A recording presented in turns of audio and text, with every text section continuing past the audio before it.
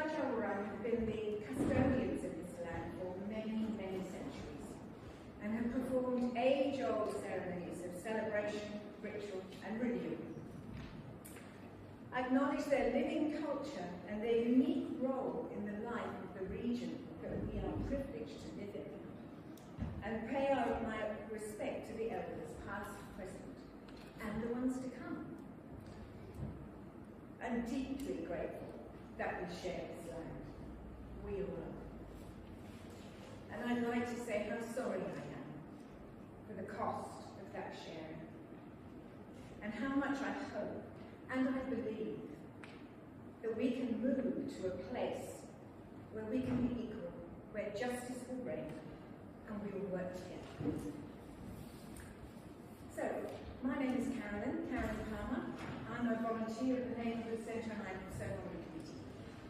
So, I want to congratulate you all for coming out of your nice warm snug burrows and arriving at this important meeting. I'm really, really looking forward to the discussion.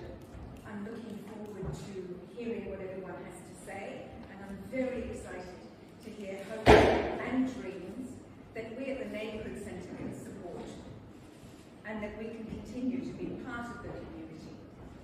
So, have all your thoughts today and copy them through to us where you think the Neighbourhood Centre should be involved. And I'll pass it to you. Thank you, Caroline. And thank you to Maldon Centre for partnering with us on this event. In fact, I'm blown away by seeing how many people turned out today. I'll just say a couple of words about how today has come about. Some of you will know, and some of you may be wondering, where is this all coming from? So I'm Rosalie Haswell, Maldon local, I think. And myself and Paul Cooperman have been working with Really Local, which is a volunteer group based in Mount Alexander Shire, and doing these sorts of sessions around the Shire. And I guess for those of us who have an interest in good local government, in healthy communities, there's probably starting to be the time in the lead up to local council elections where there's lots of talk going on around what kind of council the community is looking for, and also perhaps obviously some discussion about who might be the next councillor. Today is not about who's going to be the next councillor. Today is really about what matters to our community and how we can move forward together. So that's probably enough for me. I think just to say again, and we've got more people coming through. Absolutely extraordinary to them. And look, as a Maldon local, of course, we never compare ourselves to Castlemaine. But I've got to say, this turnout, I'm right, the Maldon at the Castlemaine event, this event a month ago, and per capita, Maldon is showing its interest. So congratulations everyone, and looking forward to the discussion. Thanks Rosalie, and thanks for everyone coming in and go with some shares. My name is Brent Davies. I live in Castlemaine. So I've come over here today to support this conversation. I'm with a local group called Really Local. We're not a funded organisation. We don't have a political agenda to push. We're just a bunch of locals who are interested in facilitating conversations about how we make better community and connect that to government. And so there's an election coming up in October. What better time to get people interested in having these sort of conversations than that time? I'm pleased to be joined by Matthew Driscoll, the current Mayor of Mount Alexander Shire, and Rosie Ian here, the current Deputy Mayor of Mount Alexander Shire. So give them a round of applause. Thank you both for sharing part of your Sunday with us, and to all of you for coming out on this wintry Sunday. We did invite Stephen Gardner, the local ward councillor as well. He was unable to make it, but sends his apologies. And whilst we call the event Maldon Matters, it is about the broader Tarrengower Ward. And if you don't live if you're just outside the boundaries, whatever, you're all welcome here to share your views as well. So we're going to go through to start with a bit of a kind of interactive, get to know you exercise. It's going to be a pretty informal event. We're going to get you involved in kind of asking questions and saying your thoughts, hearing a bit from Matthew and Rosie as well. The idea is to have a bit of a dialogue, but it's really about what you want to make it. As we get started, I'm going to get Rosie to pass around a sign-up sheet. If you've already registered via our website, just tick your name off, that's fine. Write your name in the skip. If you haven't, and you're happy to leave your email address, so we can send you the outcomes of today, and then please do that. There's also a map. You can put a little dot on the map. If you pass the pink pen as well, you can put a dot on the map where you live. So we'll go through some of that in a moment. So we're not taking a formal record of tonight. This isn't a consultation session. I don't work for council. In fact, I'm not being paid to be here at all. My kids bake the cookies, pay for the printing out of our own pocket. We're community members just like you are. We will take some notes and share them via our website, but if there's things that you don't want to have shared, just let me know. I've also started a recording so that I can look back at what people say, but if you don't feel comfortable about that, then please let me know, and we can not use parts of that. The intention is to have an open conversation, so when this is about getting you guys involved in the conversations. Any questions before I start, or comments on what I've just outlined? Right. Actually, I just have one. Yes. You talk about being outside Shire boundary. That's what should start about being clear about where the boundaries are. Isn't there a realignment of boundaries and walls? Yeah, there has been. We'll cover that. I've actually got some maps over here. Oh. And in fact, the one that's coming around on the board has the new Tarrengower boundary map. It hasn't changed very much. It's changed a lot in Castlemaine, but it hasn't changed very much out here. So we can very happily go through that. And the new boundaries are on the maps there. Interested. Any other questions? Comments? Great. So I'm going to start with a bit of getting to know who's in the room before we invite our panel to speak and interact. And the first obvious question is just with a show of hands, let's get a sense of where everyone lives, where do you come from. So how many of you here live in Maldon itself? Great. So pretty big group. What about Darren? Have you on Darren? No. Forster's Reef? Great. 3. Good represented. Castlemaine? Newstead? Yeah. Bucklefoot. I'll make assumptions now. Anywhere else that I haven't mentioned? Maryborough. Fantastic. Sorry? Tulloch. Great. Fantastic. Great to have everyone here. And I'm not going to ask the obvious question of how long you lived here for. Someone said to me the other day, it doesn't matter how long, it's what you do when you get here, and I quite like that. But I am going to ask, how many of you live somewhere else than where you live now? And how many people have lived somewhere else in Mount Alexander Shire than where they live now? Yeah. What about somewhere else in Victoria? How many people live somewhere else in Victoria? What about somewhere else in Australia?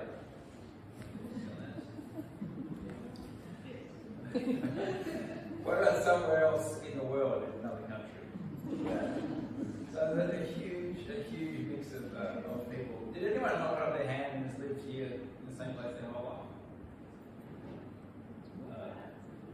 So look at that. We've all moved around and we've all found ourselves back in Maldon. I found myself in Castlemaine, in Mount Alexander Shire.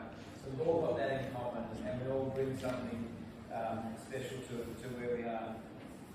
So next question is, how did you hear about today's event? Who heard about it through word of mouth? Did someone just tell them about it? Great, so about 8 or so. Good. What about someone received an email? Anyone received an email? Phone number? Online, anyone see it online? Facebook, yeah. Facebook ads. Okay, number 8 or 9 or 10. What else we got? Tarrengower Times. Good. Still a number again. Anyone see a poster in the street? Come along. Great. It was worthwhile.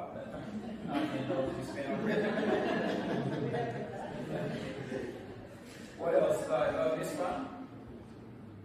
Any other ways people found out? In Maldon today, on the radio. How many people heard on in Maldon today on the radio yesterday on Friday? Yeah. Yes. Another good half hour spent. That's great. Thank you, Rosalie, for jumping on in Maldon today. All right, last interactive question. This is about what you think today is about. We could go events. How many people have pretty much 100% idea of what today's going to be about? Press your hand. Right, I'd love it if you tell me. We'll come back to that in a moment. What about, 75% reasonably sure? 50%? Probably in the 50% category. 25? What if you had no idea? It's all right, we're around. I'm just going to swap. Sorry, what's your name on now? You have to swap because I actually don't know. Oh, that's right. I'm only joking. So I'm about 50 to 70%. I mean, I did write the running sheet, but the reason it's not certain is because it really depends on the sort of conversations you want to have or where the conversation goes, and we'll let that happen. Having said that, there's a few things that we do want to actually get through, and the kinds of things that we intend to cover is things like what's great about where you live, why do you live here, what's great about it, and what do you want to keep. We're going to hear a little bit from Matt and Rosie about what's council's role in that. Council doesn't do everything, but it has an important role in our communities. We're going to cover things like what's going well and what could be even better. We'll talk a bit about community's role in contributing to what goes well as well. It's not just about looking to council for everything. And then we'll probably finish with something along the lines of what do you want to do next, where do you want to take this, how do you kind of keep things happening as a community. And I've talked a lot, but in terms of, we've got a really good turnout. I haven't counted yet, but we had 28 RSVPs. I can see there's a lot more than that already here. Rosalie's right, per capita it's at least 4 times what we got at Castlemaine, possibly even more. We'll run the numbers later. But also just keep in mind that it means that it's small enough that we can have a group like this, but it probably means that everyone can't have a say on everything. So when you do say something, we're really keen to hear from you. Keep in mind that we want to get through everything and make sure you're being respectful of all the things that matter in this kind of conversation. So, which takes us to the actual activity, one way of introducing it. Now I think, is Michelle here from Tarrengower Times? Hi Michelle. Michelle's going to take some notes for Tarrengower Times, might take some photos as well. Same with the video. Please just raise your hand if you have any objections, anything like that. The main thing we want is to have the open conversation. So, I know these guys are dying to talk, but we're actually going to go to you all first because we think it's important. This is your event. We hear from you, and you all have a bit of paper under your chairs, a pen. I just want you to take a minute or so to just write down what you think is great about where you live. A few words, a phrase. What are the kind of 3 things, maximum 3 things that is great about where you live? We like exploring all different areas. We went up to the Talbot Market this morning. Not far from relatives, a bit on the outskirts of Vancouver. Yeah. Great, fantastic. Thanks, Gary. And good idea of introducing your name first. We did get name tags today, so who else would like to go? Come on this side. Yep. Great. I've lived here 10 years. Great. So things I enjoy the natural environment. Yep. Really go to walking to the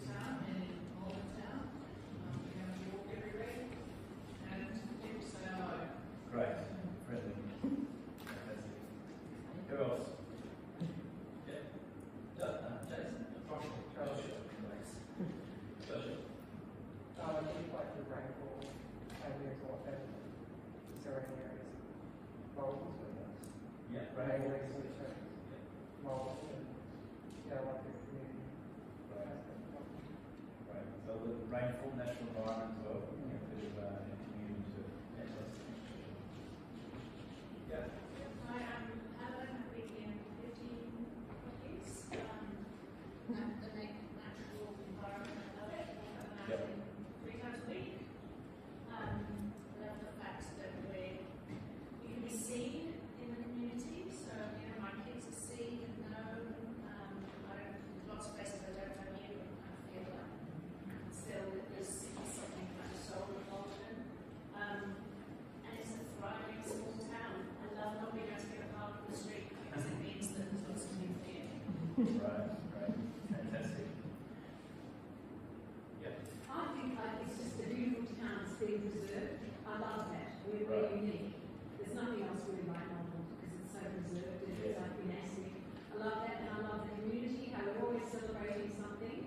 And it's such a dynamic community. A lot of it's people who have come to live here, choice, but they've done it to revive the town and to inject it with enthusiasm and creativity. So, Right. and I love the birds. Right. Fantastic. So more about the birds and the community come through very strongly. Who else? Yeah. You want to go next? You look a bit young at the wrong time. So. Well, I said that's my sisters. Yeah. And we've been in Maldon for such a long time. And I lived in my grandfather's house for 70 years, so Wow. the house is very new. So. Fantastic. Right. So found a personal connection here. Couple more? Yeah. I don't live here, but I've worked with Crown Alexander Shire. So I like that the community can actively engage with council and others to get change happening. Right. Fantastic. So that's what we hear about, isn't it? Well, to hear more about how to go about doing that, maybe as we go through the day, that would be really good. Who else? Someone over the back? Yeah. I've been for 25 years, and things that I like about Tarrengower is the landscape, Tarrengower, old buildings, friendly people, the Tarrengower village and events. Fantastic. So I'm not sure if I could hear that, but I'll see if I've got it. Kangaroos, the landscape artist, Tarrengower Times, the old buildings, and events. Friendly people. Fantastic. Great. Shout out for Michelle and Tarrengower Times. Good. So, common things. Anyone, any last one? Yeah. I think it's really how when we all work together, we can punch above our weight. Right. We just stand out as a place for doing things, and even though we have a fraction of the population, Yep. and we make this happen for the world. Yeah, fantastic. Everybody. But what about from you, Rosie and Matt? What do you notice about Maldon and Tarrengower surroundings? I've got family, diversity of living, I like the landscape, friends, I like the people. So hitting distance to Melbourne, I think it's important. And I quite like the variety of businesses, there's a whole bunch of businesses that run. Not within our shire, you wouldn't even know what you just don't know, including on the best. Yeah, right. Rosie? I don't know a heap about this area. I feel like I spent a bit of time out here when I was a kid and a teenager, and I come out now, my kids for events and stuff, but it's definitely, I know a lot more about Castlereagh than I do the outer areas, but I do know whenever I come out, Maldon Way or go up and down, I do feel really good here. I love the natural environment here as well. I like the town. People seem really friendly. It seems thriving. It does have a different vibe than Castlereagh does. And there's something, like it's almost like a little bit of a holiday when I get to come out to Maldon. So. Fantastic. So a lot of common themes. I'm sure I'm happy to collect bits of paper and we can have a look at how the themes came out on everything that people have written down. But just reflecting back, landscape and natural environment really strong, friendly people and community, and people have chosen to be here. I think it's a really good point. The thriving town, the lack of parking as a good thing, the variety of businesses, artists and people involved in town. And there was I was expecting the heritage and the buildings, there was a kind of preserved count and came up a couple of times, but definitely very strong in the landscape. So I'm going to ask Rosie and Matt to talk a little bit now, and maybe with those sort of things in mind, which of those things does council have a really strong influence on? The council obviously doesn't do everything, but how does council help maintain or keep what's good about these towns? So those are the things you've heard. Go first, Matt. I guess to a certain extent heritage and the good things saying, it's difficult, but to a great extent council tries its best around the area. Freedom, I think good council gets out of your way to a great extent. Diversity of businesses, I think they hold businesses when they can.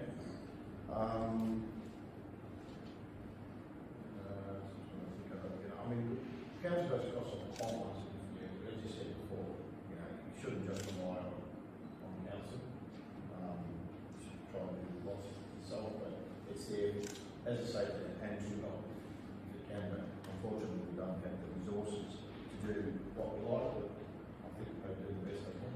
Yeah. What about you, Rosie? I guess, a couple of things that that predate us being on council that I think were very important that council did are the streetscape project for Maldon, which obviously was supported by state government, undergrounding all the power and trying to, we caught the tail end of that project literally, but it was such a huge amount of work with council and community trying to work together to make something that was better, I hope, than what it was before. And I think the other thing that we rely a lot on planning decisions, especially the modern design guidelines, which really set that tone for what preferred development within Maldon. Probably a lot of the planning matters that come to us from this area are usually to do with heritage and that kind of tension that exists between development and preserving heritage character. So almost always when we see a development that reaches us in Maldon, it's because of heritage concerns. So I think a lot of the time the lens that we see Maldon through is that very, very heritage lens and the importance of heritage being, the priority. So often that's what reaches us, but we also know, that there's so many wonderful events and businesses and there's different ways that council can support those kind of things through events and community grants, through business support, through in-kind support. So there's lots of ways that we can get involved, but I feel like the thing that reaches us councillors the most is kind of crunchy planning matters. What about natural environment and how it evolves? Does council have much of a role in that? Again, we probably see it most through the lens of a particular development or a development application that's coming to us that has an environmental component. So, loss of natural environment, native vegetation removal, that's a big deal in a planning application. And we're always, balancing loss of natural environment. You try and avoid first, then you try and reduce, and then you have to offset. So I guess we see it most in that way. We do support I can't remember which community group is doing some work here. I think we're trying to get more into that space because we know that there's a few invasive species around here, and while council doesn't have the resources to do as much as there is need for, we are expanding in that area because, mainly honestly because that every year at budget, all of these groups, the environmental groups that do a lot of this maintenance on the invasive species, come and ask for help every single year, and it's really hard to not help when we learn what a big view is. So we're gradually making that steps in the right direction. budget are limited, there's always more that you like to do than can be done, as you're saying.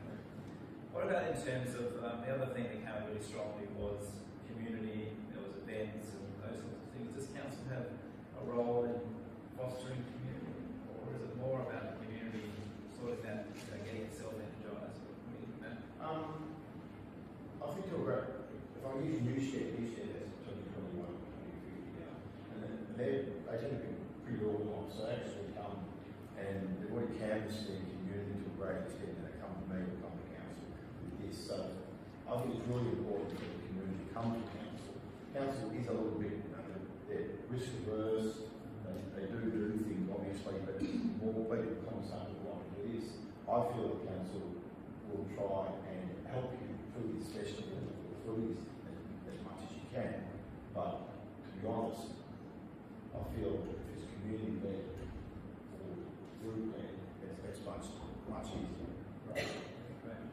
So what about from all of you? What's your sense of where things have been happening well, and they might have been done with the support of council, or they might have been done because the community has just been getting excited and energised by it? What are some examples of the things you're talking about that are going on? And has council had any involvement in it? Who'd like to give an example of what's going well in the town?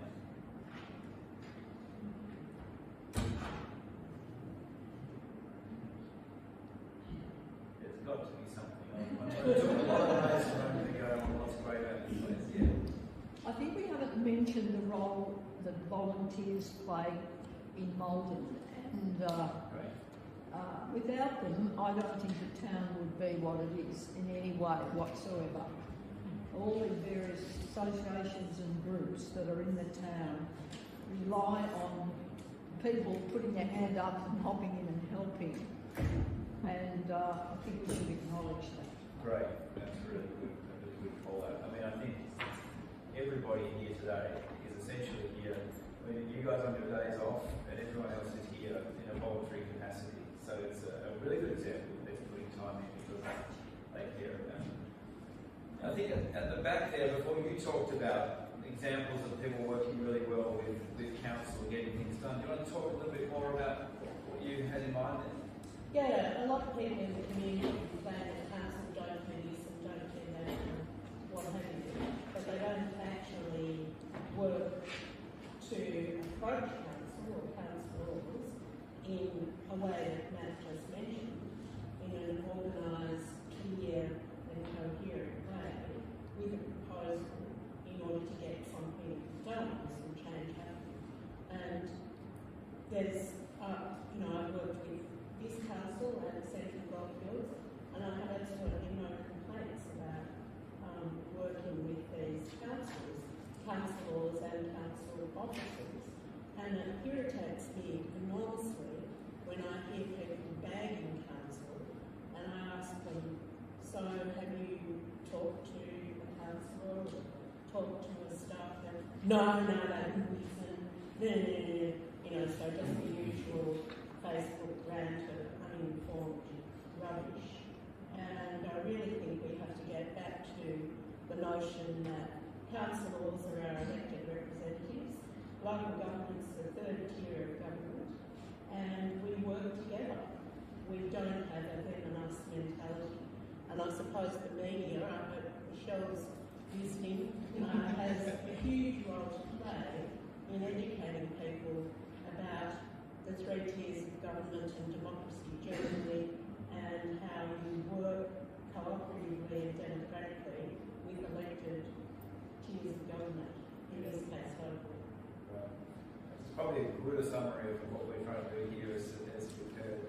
And I've said, we've done a couple of events now with Rosie and Matt, and it's easy to kind of think about, council as these people over there, or, the council laws as some elite that decide to get elected. But, only 4 years ago, these two were just like us in the community, going about their jobs and weren't elected and weren't on council. So the fact that we have the opportunity to make those steps and to represent and to draw a connection, it's something we shouldn't take lightly.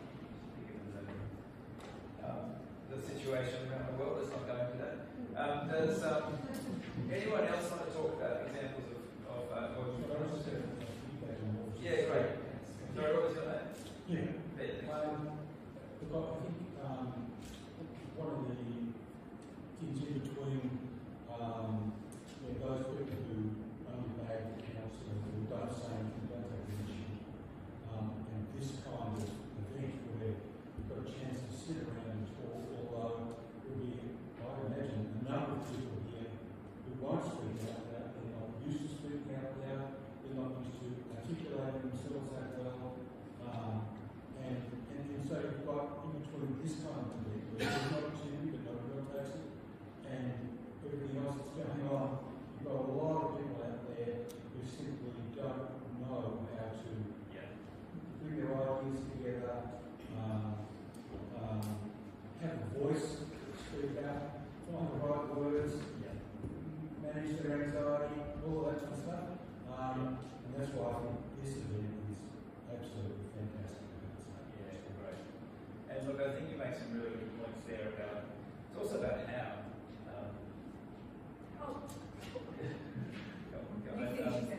It's also about how we go about it, because even in this situation, there's lots of people who will never turn up to an event like this, and might have things to say. You might turn up and might feel like you want to say something. In a moment, we're going to do some things where you just talk amongst yourselves for a bit, so we can sort of share ideas and then bring them back. But I just wanted to, on that point, ask Rosie and Matt, if on that point about not knowing how to engage, not knowing how to do things well, what would be your main tips or advice for community members wanting to be influenced or wanting to get involved, but not quite knowing how to do it?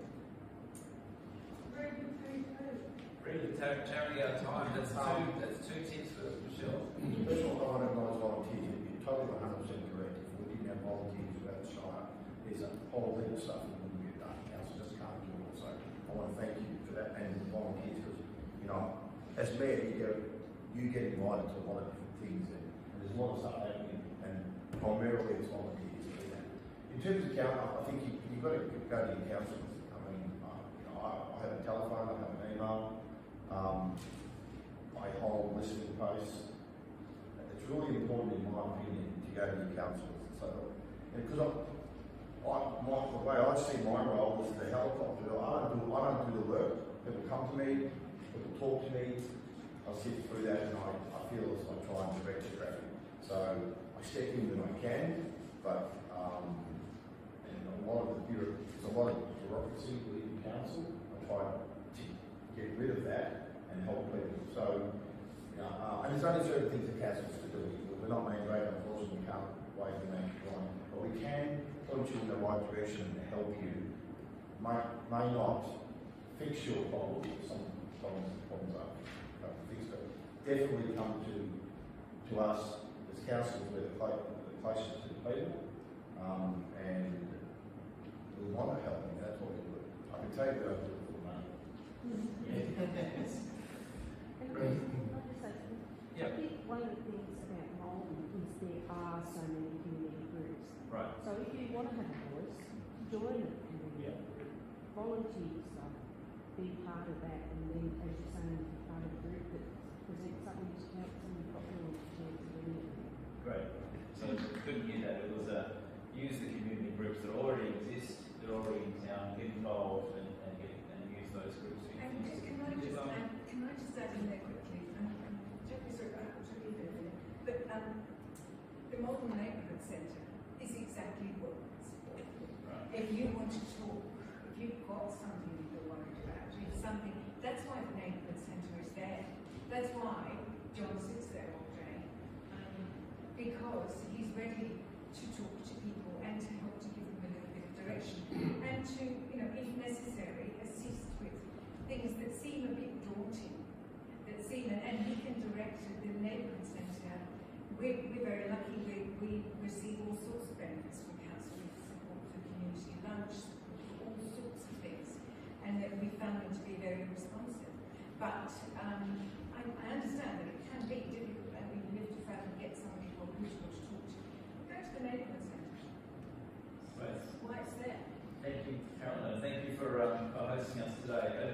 give Rosie a chance to answer too. Do you want to quickly say something before I do? Yeah, as a province Maldon, we've only got one councillor who represents us. It's great to say our social councillor, Right. but that's only one person in council. So I know other councillors got responsibility for their own groups. How do we get those councillors who are not from Maldon to be interested in the number of projects that we are would like everyone to listen to us, not just our councillor?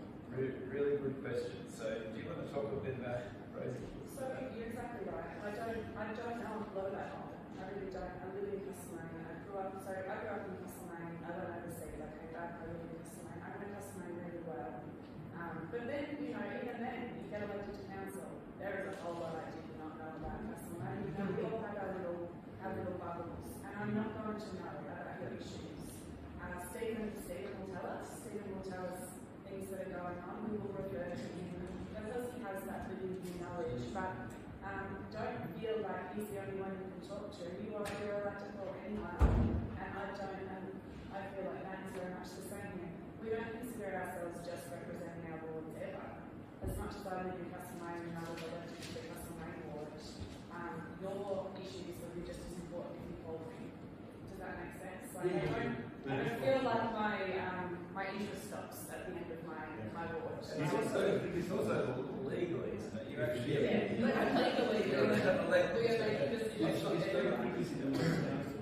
It's how do we get our voices heard to more than one person. Other people to listen to us. Which goes back to the earlier point, which is any tips that you have for the community, because it is a dialogue, isn't it? It's about community and I council. think some practical ways is, I think, just shoot all of this. We have 7 in council, 8 in October. Well, often people like to launch. So, and that's great because then we all know and we can all talk about it together. And while you might only get a reply from one, often if you email everyone, the mayor may reply on our behalf. But we will all read it and we'll be able to talk about the issue at a briefing. We have general business where we go, now that email that we all got, let's have a little discussion about it. What can we do? Is there an opportunity here? And who's going to reply? So yeah, that's a really good way. Or, you know, come on to a council meeting and we would change public question time to just be public time because lots of people weren't interested in asking a question. They wanted to tell us something. So you can now come and make a statement before a council meeting. We're all there, we're all listening. It's recorded. You'll get an answer sometimes if you're lucky or it'll be taken on notice. But there are ways to reach all of us. And we have a really, we're involved. This council that we've got right now, you know, I haven't sat on council before, we're really engaged. It's nice. We all care and we're gonna have that conversation. But I'm never gonna know about it if you don't tell me. That's the thing because I do come out here and we get little bits and pieces. I know that there's the stuff around the trucks going through Maldon. I'm trying to get that not such a big thing. And I both had calls this week from people very concerned. But again, it's the kind of thing that I wouldn't know the extent of it. I wouldn't know how many people it's bothering or the impact it's having if I wasn't getting those calls just because I'm not experiencing it. So while we do our best to represent this, quite big patch of land, we do rely on people keeping us in the loop because we just can't be everywhere and know everything. Yeah, but we're just give us a call, send us an email. We're pretty issue. And I just wanted to go back to the comment you made at the back, Peter, about it being, it's a dialogue, it's community getting involved, it's council being able to listen. And I think we've heard some good examples of how a community can influence better. And I think that in the next activity, we might actually break into some groups. Because the other side of it is, I'm sure there are things that council can do better as well. And one of the ways that you need to adapt, we found this at events like today, we need to, change the time and events on the way, everyone wants to engage, we can think about how do we get more people involved. So I think really thinking about that, what's going well and how could it be even better. So we'll probably do that in a minute. Does anyone want to jump on the conversation we've been having before and breaking the groups? Any burning thoughts on this interaction with council?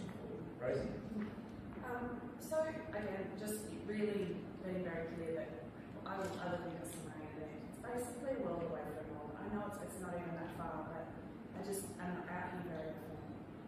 And I would say the majority of interactions I have with anyone from Maldon, they almost hate me instantly because I'm a councillor. And the amount of hate that I've experienced from not just people from Maldon, people from everywhere, but the conversation starts and we're already up here.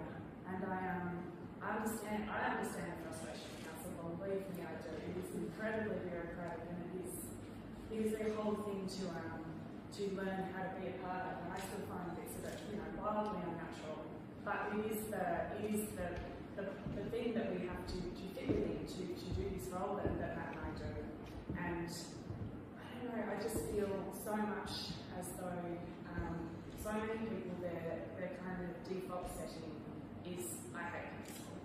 And it's a really difficult starting place for somebody like me, because I'm spending most of my interaction just getting people to a point where we can actually have a discussion about the thing that is important to them, instead of just kind of a very tense back and forth. And I don't know, I feel like, and I know that Rena and Rosalie and Matt, we've talked about this before, that it's almost like there needs to be a little bit of healing between some of our communities and council, because I think, let's be honest, there have been some, I don't know if traumatic is the right word, but there's been some things that have happened over many years that have probably soured that relationship for many people. And council's a strange beast. It has people changing all the time, staff, councillors, community changing all the time. Things are very different, but I feel like, I don't know, just acknowledging that there is that tension there, and that tension does exist, and that's okay. I don't mind the tension, but I feel like, by acknowledging that it's there and actively trying to work together in a different way, we could actually get a lot more done.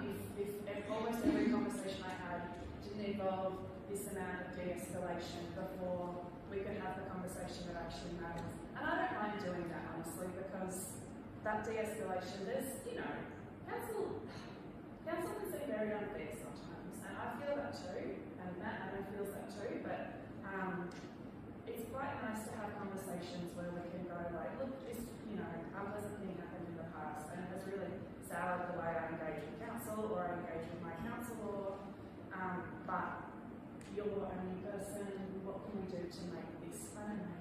Sorry, I'm rambling a little bit, but this is just what I've got in the back of my mind, that my big dream, because I've up and down with council, it can be really rough. It would just be, there is so much opportunity for things to be a bit better if we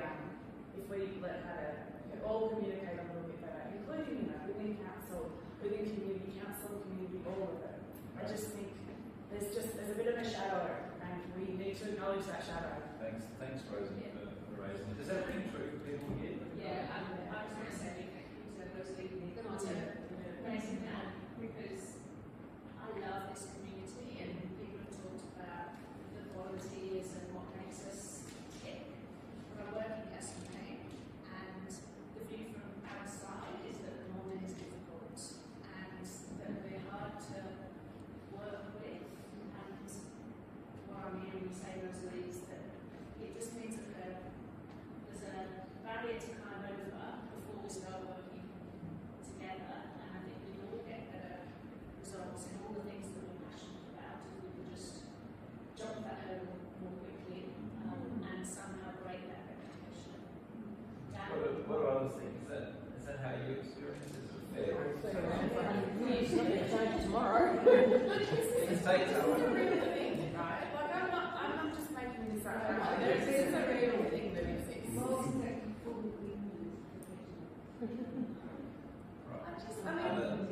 Other comments or thoughts? Yeah. I've only been in Maldon for 2.5 years, but get on Facebook on the Maldon page, and over the last 2 years you've seen these dramas with Clydesdale, one village, and they're painting the council in such a bad light that Joshua here, he's been in Maldon for 5 years, and he's developing a lavender farm and gardens just in David's Lane, 16 acres. Now, because he's in the bidding process, we're seeing these horror stories. He doesn't know how to proceed. So this is our first effort to engage. Don't build things and don't do things without permits is a good start. So I think the message there is that sometimes the frustration is based on something that is a reasonable decision of council. No, sometimes or things outside are of done, structures are built. You mentioned two items there, structures are built without building. Right. Now, you know, council is risk averse. So also we're bound by state legislation. Yeah. I mean, that's the reality. A lot of what look, if I was on the outside of all of this too, I would cancel. Before I was on council, I counted back paying my rates every single year, and I never will ever again because it's so much more than you think. And I'm not saying that to be like I know more than you because I honestly don't. I am just finding my way through it as well, but. The systems upon legislation, upon strategy, upon policy that we sit within is more than anything I've ever seen. You know, I'm not from a corporate background. Working in this, it's hard. And what can look from the outside like some of the decisions that council makes, they look terrible. They make us look like we don't care. We get that, but at the back end, around the table, we may not have another choice in those matters because of different bits of legislation. But it doesn't mean we don't, we care. And the two that you mentioned, they impacted us as well as much as those two developments have been impacted by council staff and council laws and their wellbeing have also been affected by those because it just blows up, And I guess my thing that I always just try and get people to understand is that there's almost always in one of those, kind of high profile council things, there's more there. There's more in the background. We're not just being horrible people, you know what I mean? But it's hard to have that conversation sometimes. There's two really key things there just to reiterate that sometimes council is just bound by rules and laws and they have to, whether the council laws like it or not.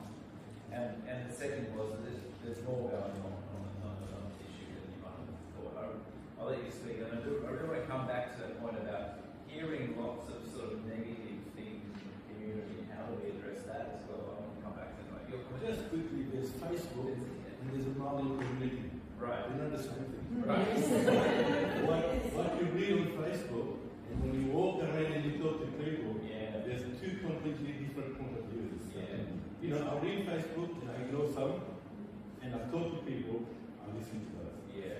That makes more sense talking to people than what you read on Facebook.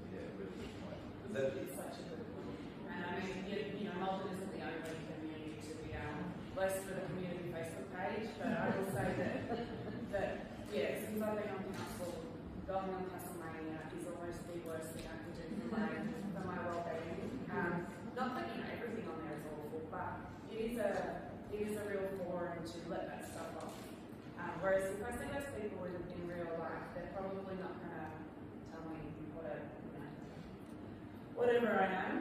But I think it's hard because you go home at the end of the day and you start doom scrolling and it's just there and you're like, oh, that's right, I'm the worst. And you can't go to work. So while yes, of course, I understand it's not what the people really think. It's still, they're just like little where I'm like, oh God, I can't get away from it.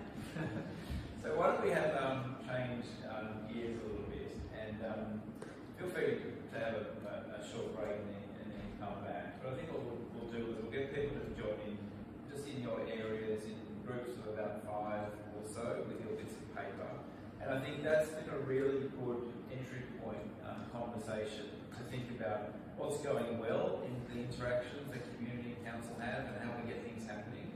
What are the pain points, which can be, the sorts of attitudes we've heard, but it might also be that just the way things are done makes it really hard for someone to engage. It could be some really practical thoughts and what could we do better? So what's going well?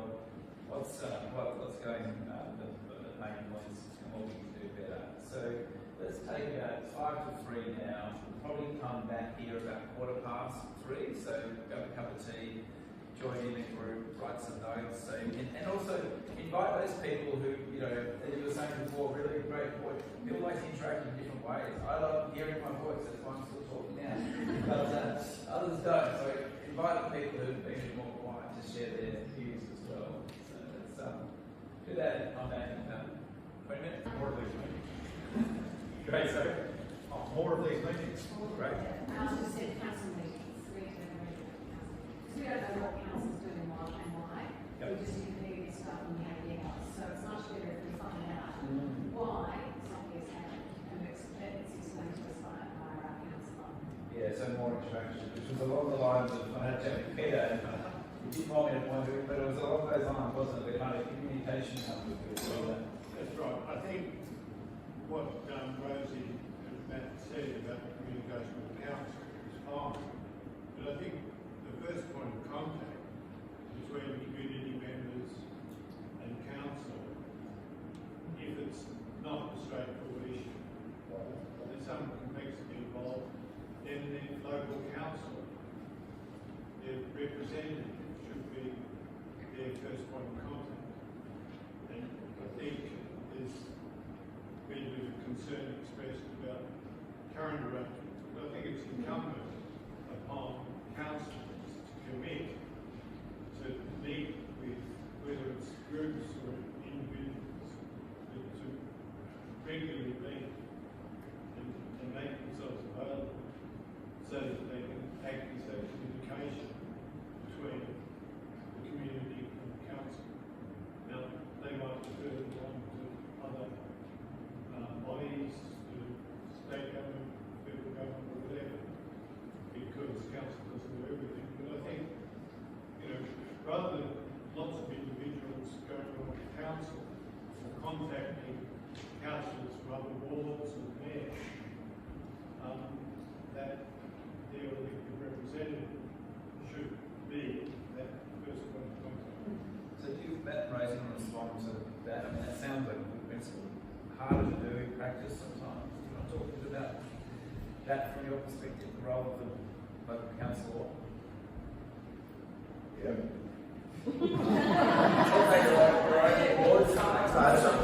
So I have a listening post first. My ward is one river, so it's Nottingham and Newstead and Guildford. At certain times, once a month. I feel I'm approachable. My email and my telephone number is there. And I walk the streets, but I would encourage everybody to go straight to the council, to what I call direct traffic. And also, you know, it's like what council does tends to be in the local paper and all the Express or the Mail or the Tarrengower Times, and all lots of time.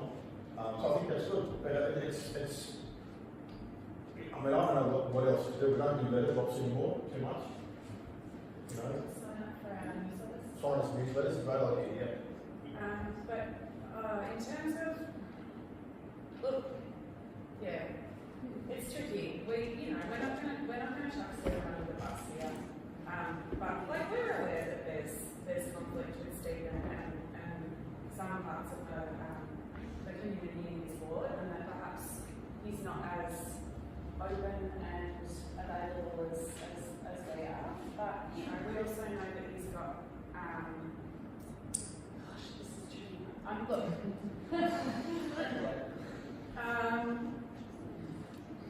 I want to come back to your raising. I also think I was just going to offer, you know, to risk editorial, I think I've heard a bit of this in the preparations for today, and there is a little risk in, you know, unpacking some pretty challenging things going on.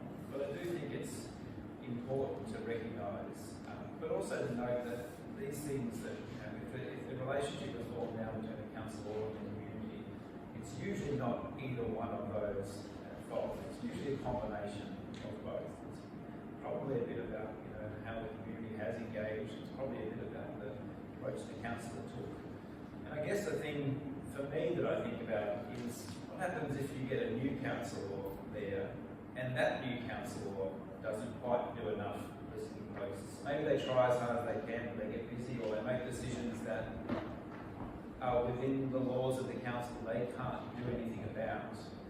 How does the community keep that connection to the council? Because losing that is not where you want to end up again as a community. I guess, saying this as an outsider, as an observer. And I think those are the sorts of questions that the community probably needs to ask itself. Well, you have an opportunity in October. You need someone with energy and interest in the role and communicate too. And people should put it up there. But I think it's also like, and I've experienced this at different times. Obviously my work's really different, and I share it with Jill and Gary. But like, certain people will always come to me first, just as certain people will go to Matt or Bill or Gary or Stephen or any of us because there may be pre-existing relationships, or they're like, oh, you feel like the right fit. And yeah, so I think, well, yeah, going to your local councillor is a good step. You also don't have to. Like, if you think that person's not going to be the right fit for you, I think it's perfectly fine to talk to another councillor or speak to a mayor.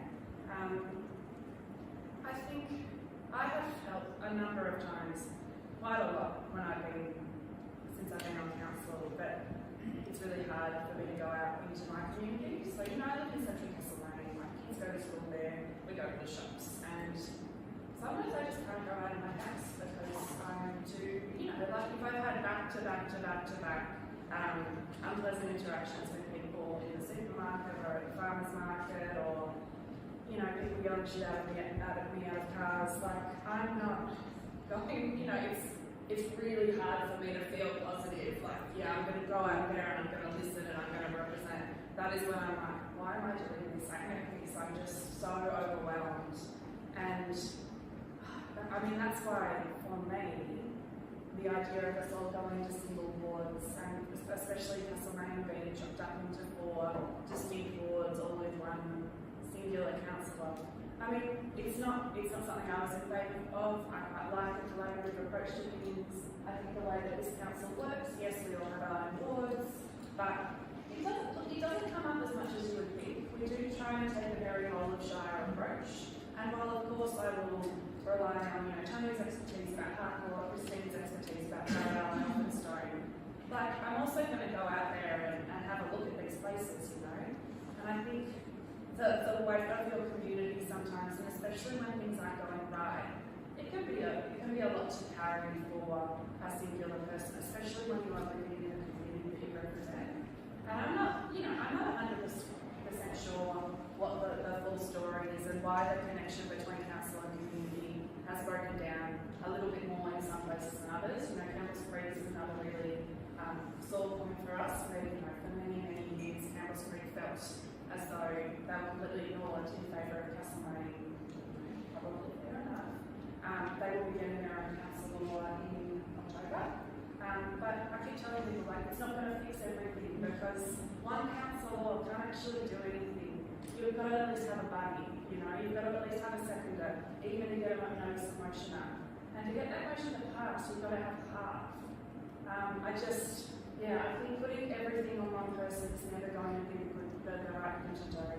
And I can tell you that the weight of your community's displeasure can just be such a lot to carry sometimes, and can make this job really hard, even though I know that we've all gone into it with absolutely, like, we just want to do good for the community. And yet some days I wake up and I'm just like, I hate everyone and I can't go out of my house. And I do not want to feel that way. I really don't. I want to be the person who, wants to be everyone's best friend and wants everyone to be happy. But the weight is very real. So, I'm always talking about setting reasonable expectations. And I feel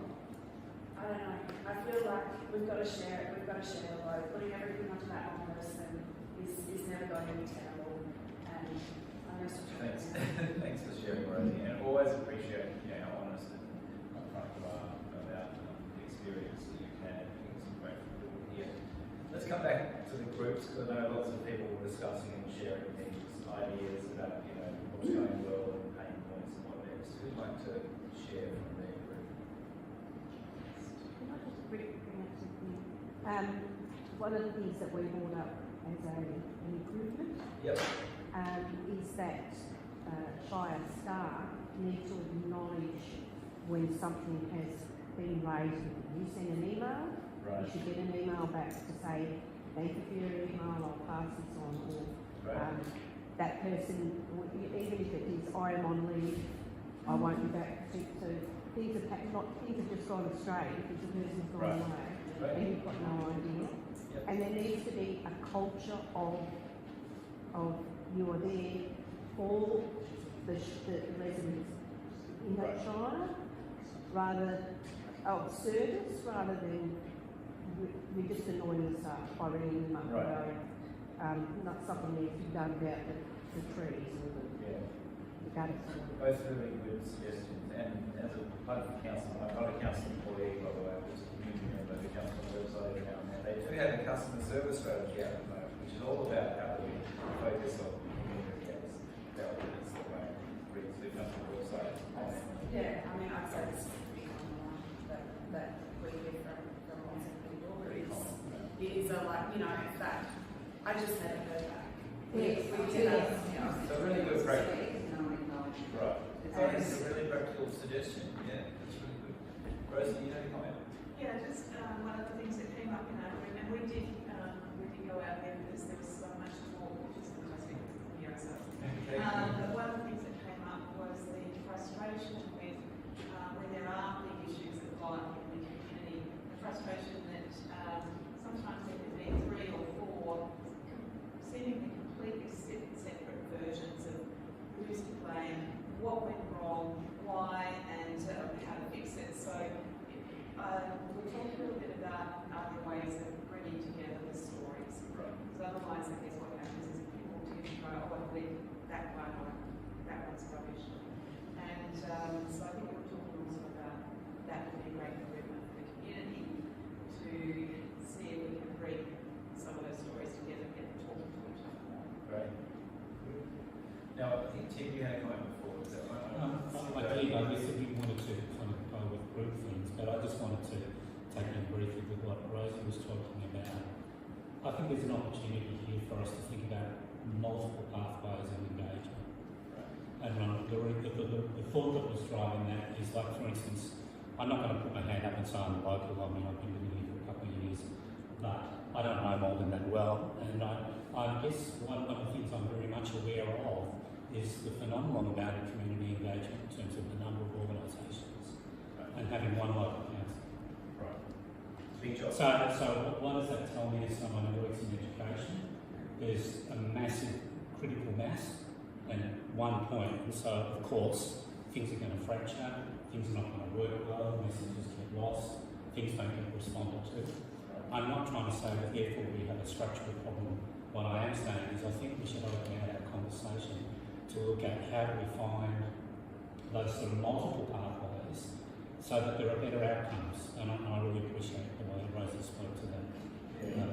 So multiple pathways to engage. Sorry. Here you go, Paul. But just to suggest a flip side to that, yes, looking for multiple pathways, but also I think, and I'm also new to Maldon, I don't know Maldon very well, but thinking about how we can move out of kind of working in silos a little bit and working better together. So there are less of us needing to go to that and work with the neighbourhood centre. It could be all the events working together better. It could be there could be a number of ways working together. And I think this meeting is actually a good stepping stone in that direction. Yeah, great. And we had the point before more meetings like this. At some point, you know, today, not far off, you know, I'll walk out the door, go back down to Castlemaine, these guys will head off, and it's going to be really up to the people here what you make of this and what you do next. So, you know, we can run these events and start conversations, but we can't do it for you. We can't do it for the community. And you know, we've done it with members of the community because we can see the interest here, and we want to kind of start the conversation. But I really encourage you to think about what next. We'll come back to that at the end. I did see another hand up over here. Yeah. I was just going to second point on the communication process. Yep. It's completely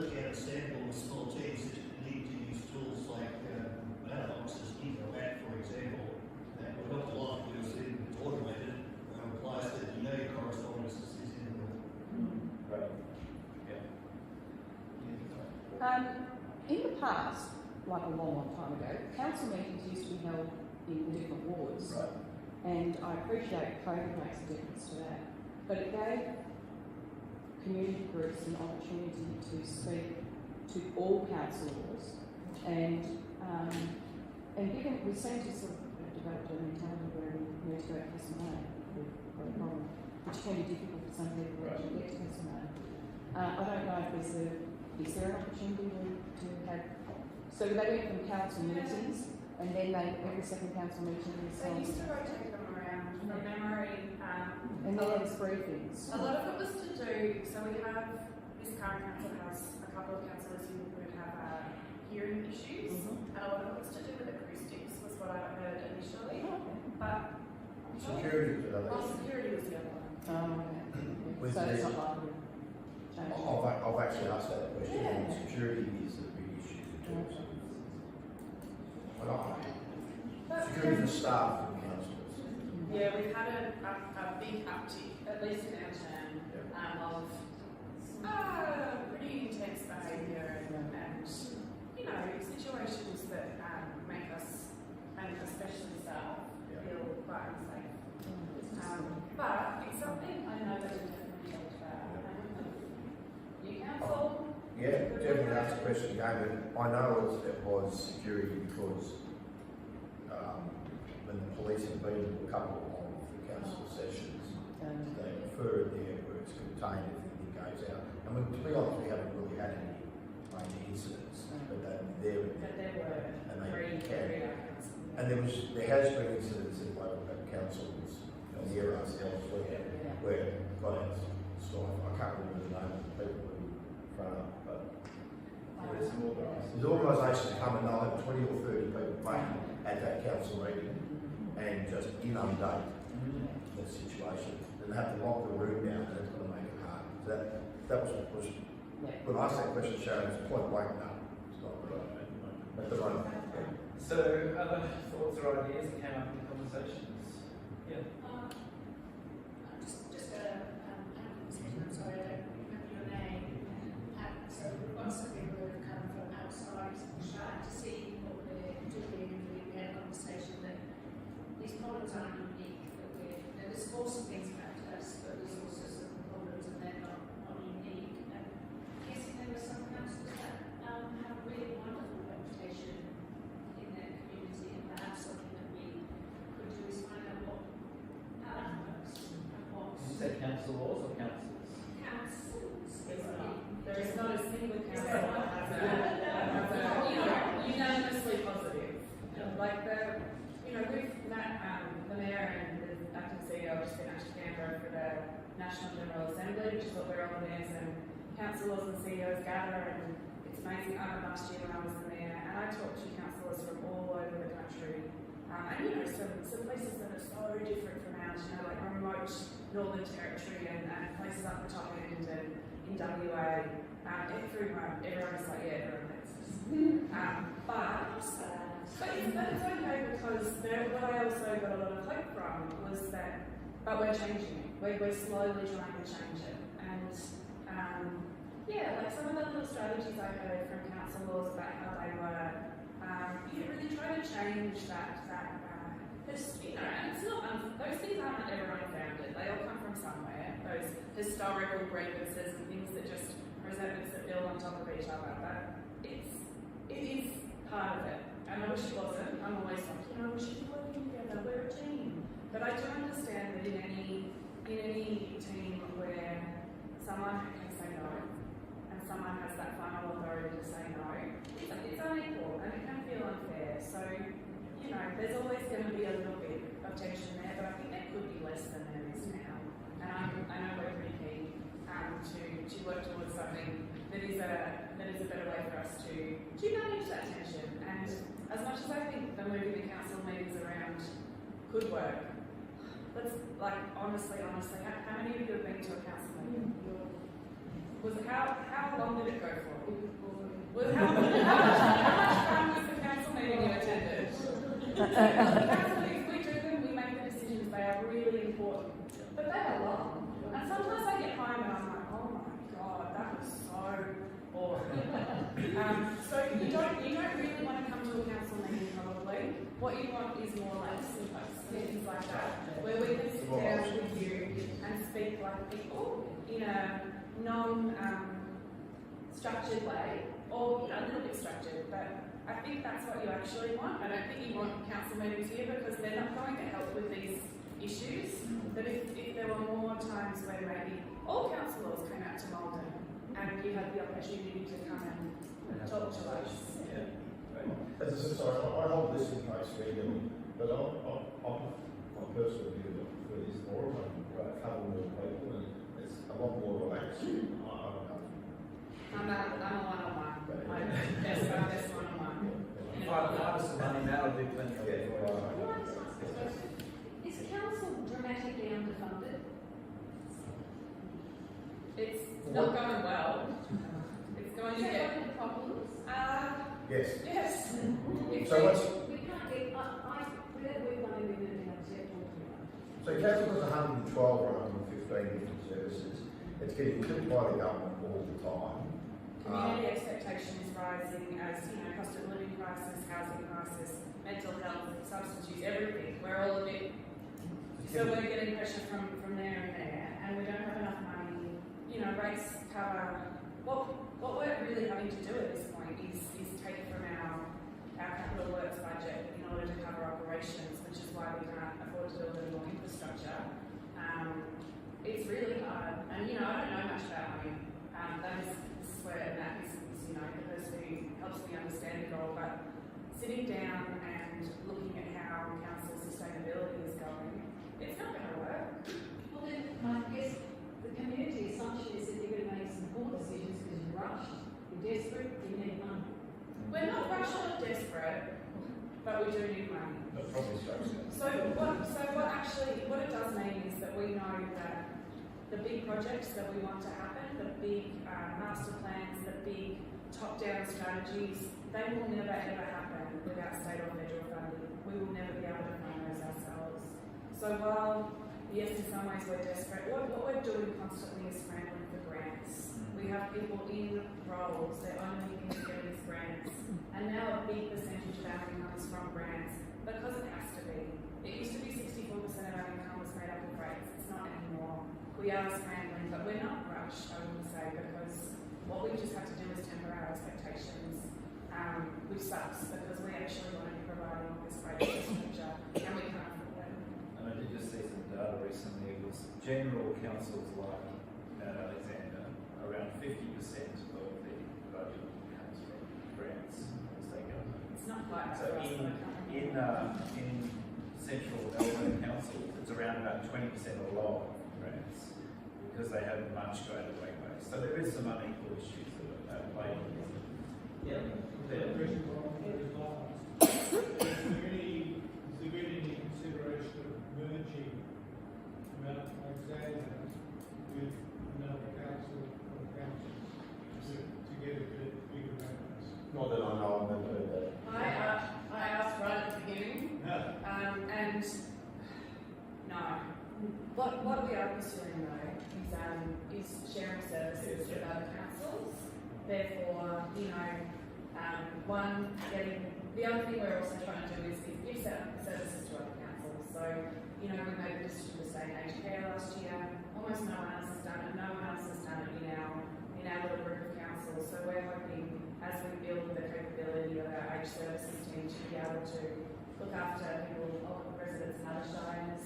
And now we're doing some work with building in the planning team. We're going to hopefully starting to share services with maybe Hepburn Shire. We're doing some great work with Massillon Rangers. The Library Corporation, we share that with Central Goldfields, Bendigo and Massillon. We're trying to work together as much as possible, but when it was explained to me, our area would lose out especially if we were to amalgamate with someone like Bendigo, who do have the money, but we would lose. It would not be a value add for our community in the end.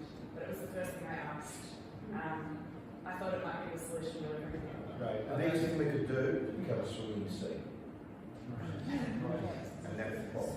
State and federal. State and federal. Okay. And we'll get more money. If you're a swimming sea, then I'm not sort of a safe one, we would get money financed at election time. That's the truth. Other thoughts about practical things you could do, or there good things or pain points that you wanted to highlight from your conversations? For the next item, yeah. I think one of the challenges around this area is that it's what's good for the community, and then there's what's good for me as an individual. So a lot of the conversations or Facebook rants are because of that tension. And then often we hear we haven't been consulted, council hasn't consulted us, and I see that there's a lot of consultation, but we don't necessarily feel heard. So it's almost whether council could do, whether there's anything you could do to say, we have consulted in these ways, this is what we have heard and taken on board, and we've made this decision because of X, Y, Z. Now, I don't know whether that happens and we're seeing that feedback, whether that's what you get from going to the meetings, whether that's what you get from reading the newsletter, but again, naively thinking, is there a way that we can get people to feel heard? Because it feels like you're doing a huge amount of work. Yeah. That is exactly perfect. And we've got this new communication and engagement strategy, which we ratified and everything last year. It says exactly that, basically. It says we will ask, here, here, and here. And these are the ways in which we'll use that feedback. Sorry, I keep over talking myself. And these are the ways that that feedback influenced our decision. Where, it's a process. So it's coming. I'm not sure it's 100% there now. I know a lot more about it than you do as a community member. And I'm not sure how well it's, penetrating into the community yet, but that is the dream that we have.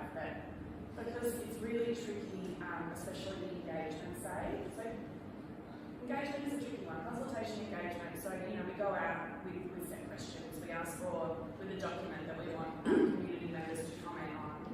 And then we get all that feedback back. Councils get it back. We get a report. We get a paper. The breakdown, I think, is when people,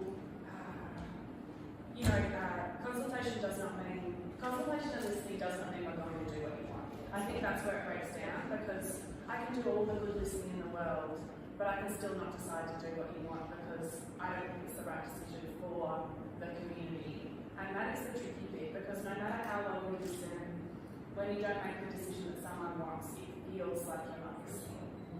Yeah. And also, I have a question. But we're trying to do that. And also, I think we hear part of that the mechanisms are always limited. You might hold something at a market and only 5 people turn up. So all the effort's there, but it's about finding the right answers. If I can recommend, there's a lot on the Land Council's website. Right. If you want to know about isolation, about the fact that Shire has got the biggest proportion of over 65s in the state, if you want to know how many football clubs there are, how many bowling clubs there are, how many players are playing every week, that's all on the Shire's Council.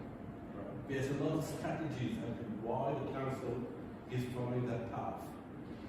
If you want to know what the council is doing, I'm not talking about individual projects, but the big picture of why the council is following a certain path, it's all there.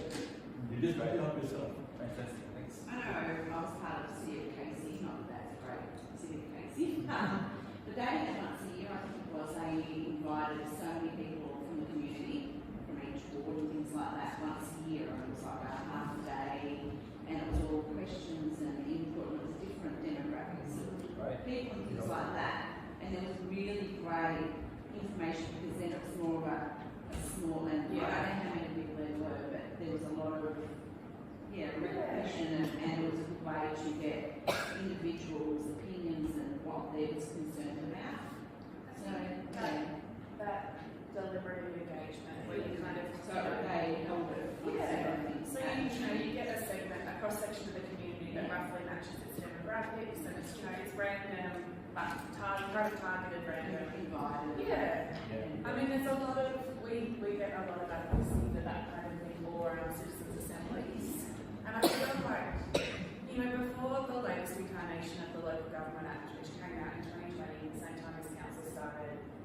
councils didn't have to engage really much at all. Like it wasn't in the act that we had to go out to engage, and now we're legislated to on certain things, which is great, but also we do on most things now anyway. Maybe not in that way, but I know that we're within council we're quite interested in testing those boundaries. Well, regardless of how much we go out and go, tell us what you think, you know, we're here. We inevitably miss people who, can't engage in that way so it's quite an interesting way to get a read on a community without needing to talk to every person. And this was the point we heard before, that not everyone will turn up to the things we put on in one different way, and inviting them in to be one of those ways. And also remember your comment earlier, Rosie, about how much your attitude changed when you saw it from the inside. And wouldn't it be great if everyone could see it from the inside? See what it's like. I often put down that my main job role is just demystifying. Yeah. Because when I came into council, I was just like, oh my God, what is all this? And it felt insurmountable to me with the knowledge that I had when I entered, which, I worked in hospital, I did a bit of education, I've got little kids. I know that stuff really well, but finance and planning. And now I'm across enough of it that I can make well-informed decisions. But it's hard. Now, we're going to shift into a very last thing in a moment. Any last burning comments before I do that? No. So what I want you to think about for the next sort of 5 or so minutes is what do we do next? So we've heard a lot of not just great ideas, but just the wisdom and the views within this room. People who've read all the website, it sounds like people who have been involved in council before, people who would love to be part of these kinds of events. So I just want you to turn to like the person next to you or a three and just have a brief conversation about what are you going to do next and how can we take the sort of conversation happening here and keep it going as part of the community as it goes from here. And then I'm going to try and get through each pair at the end. So let's see how we go. We'll have a really brief chat. What next? And then I'll give you like a one phrase. So we'll give you one Thank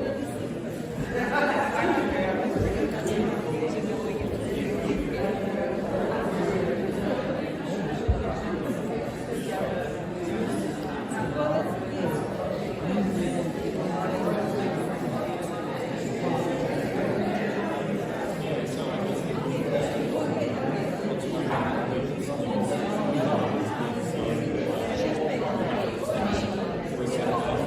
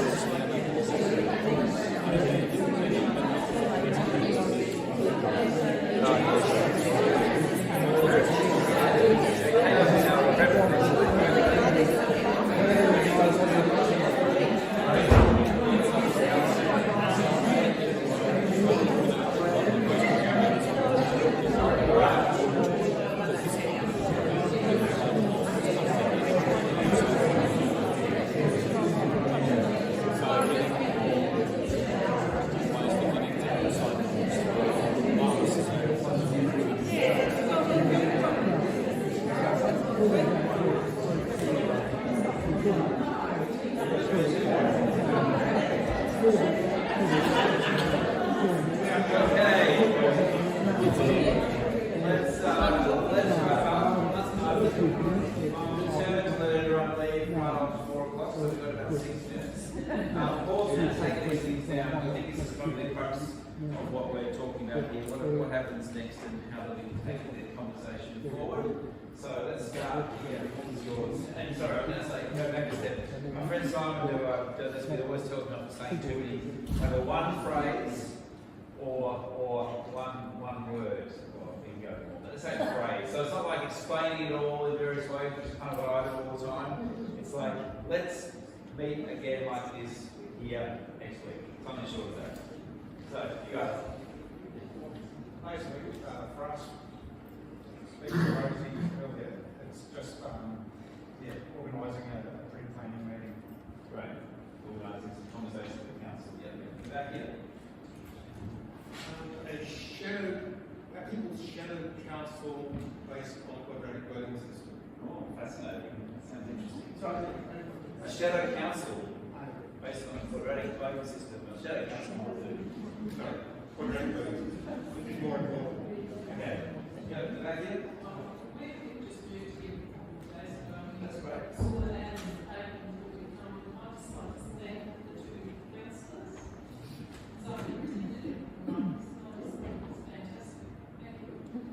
So I'm hearing you want to get involved in this kind of thing again. So great, you guys. Anything from you? Great. Great. Thanks. Yep. Don't reach Tarrengower tomorrow. All works there. Tarrengower tomorrow. Good. Okay. Yep. Continue on the radio. Continue the conversation on the radio. Rosie, you and I are getting invited to Matt's and on the radio. You don't mind? No, it's about me, radio. But they just did. Okay, back there. Oh, it's community cooperation. Right. How would you go about doing that? What do you think is the next thing? It's just the community groups getting together and sitting together and having these open conversations. This is like Paul's comment before, lots of community groups, maybe too many, maybe getting the community groups together, maybe the leads of those is the way. Right. And I think the councils could make it so that we could then as a group decide what we need to discuss in the budget council. Right, so getting the community again more frequently, and so I'm hearing that doing this kind of thing again has come up about 3 times. So I'm going to leave this with you guys to think about how you who's going to take this on as a task next. Yes. Don't believe everything on Facebook. Don't believe everything on Facebook. I wish you told me that before. Yeah. Did you have something? Nothing else to add? Yeah. We'll come back. Back here. Running ground mountain workshops. Fantastic. They've been very successful in Central Goldfields, and reactivating what primary school students know about talking and leadership. Fantastic. Great. Timothy. I will just want to say next meeting. Next meeting. Yeah. For the next meeting. Yeah. Nothing more to add? No. Regular listening posts. Regular listening. Right, so engaging with, there's still a few months until the election, but engaging with the new council, or I understand, there's another thing you can say, who knows, I don't know. Would you settle for another councillor for the last 2 months? Yes.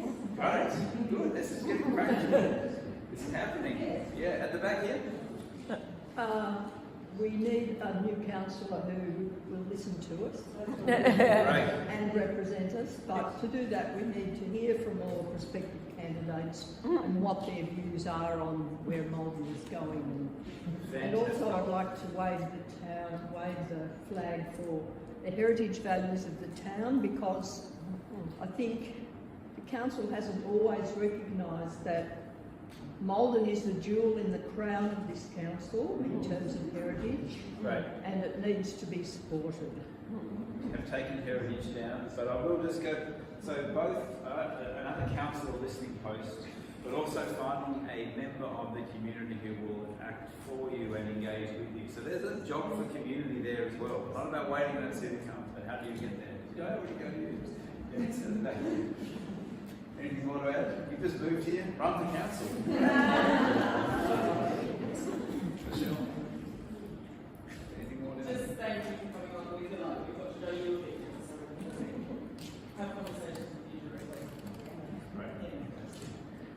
there is, actually, do you want to plug that briefly? Yeah. And then I'll come back to a very quick wrap up. Hi. I've only been here for, I think, 7 days, so I'm very much just here to speak at the moment. But my name is Sophie Gear, and I'm living on Tasman Road.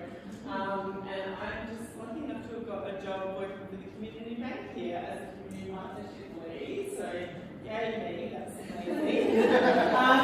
We also, Helen, who I also just met,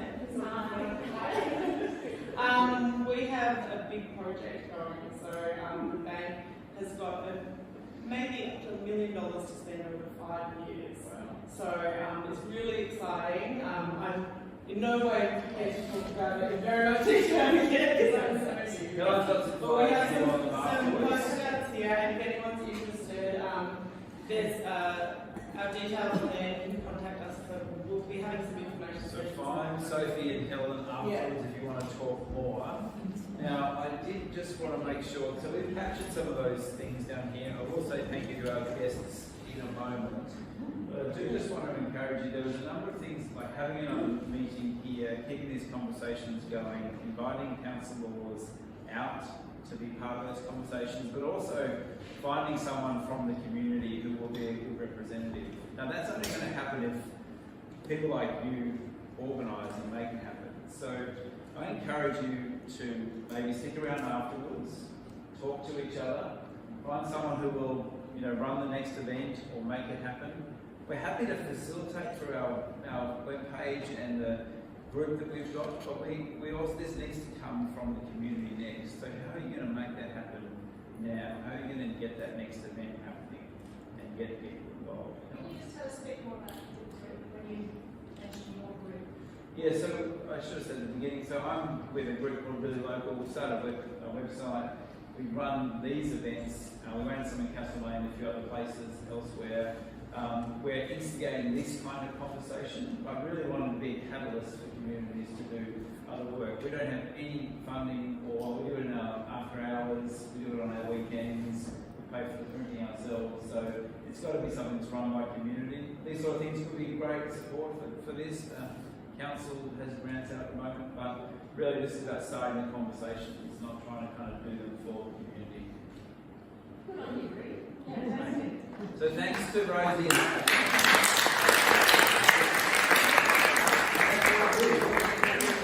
should definitely do a huge thank you to Green. Amazing, and I think we all really appreciate how skillfully you've allowed that space and created that space for everyone to have this space. So thank you, Green.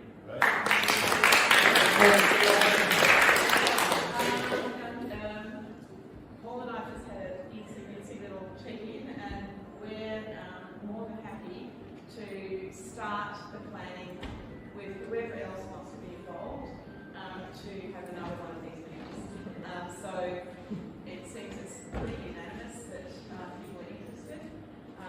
It doesn't matter if everybody doesn't come again. There are other people who wanted to be here today we know of, who weren't here, but we're happy to get the ball rolling. And so I'm going to suggest perhaps that at this stage anyway, come and see me or Paul afterwards. Let us know if you want to be part of an organising group for the next. And it won't be a repeat of today at all. It will be progress. Yeah. And our guests will have lots to say as well.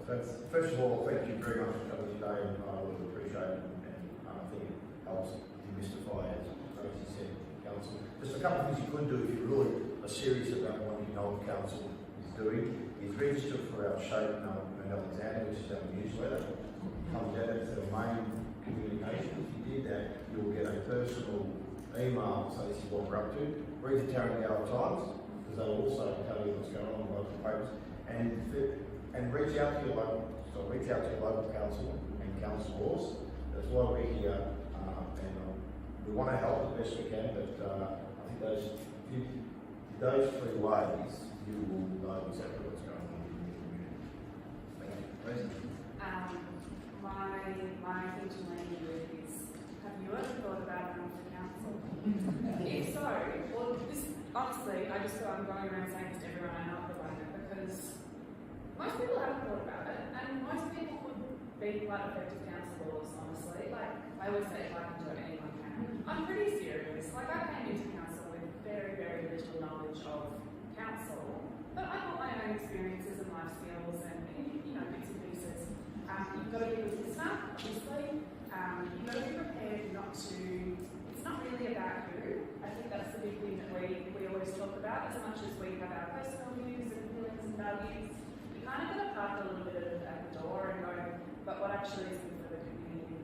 But if you are interested in running for council and would like to talk about it, Matt and I and the CEO are doing little chats. If you want to come and talk to us about what council is like, what being a council law is like, we're sitting down, I think I've done about 10 now, you've done a fair few as well. We're just sitting down one-on-one with people and having a really open conversation about what it's like, and we're happy to do that. So you can find through the website, I think it's Stanford Council at Mount Alexander, is that right? Yeah. You can email and just express an interest. But also, as Matt said, our emails and our phone numbers are public from the day that we're elected. You can email us and call us. I'm not very good at answering the phone, honestly, but I will call you back.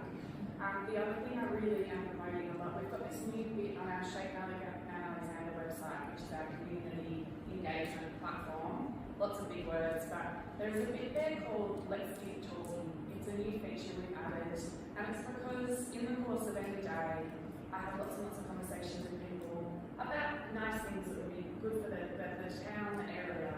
But then, I can't just make them happen.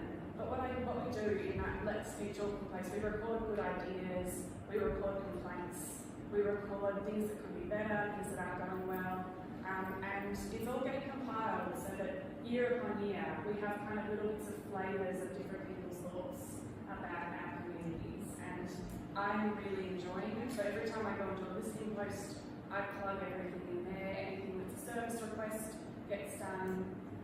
It's a really nice way to feel involved, and you get updates and stuff.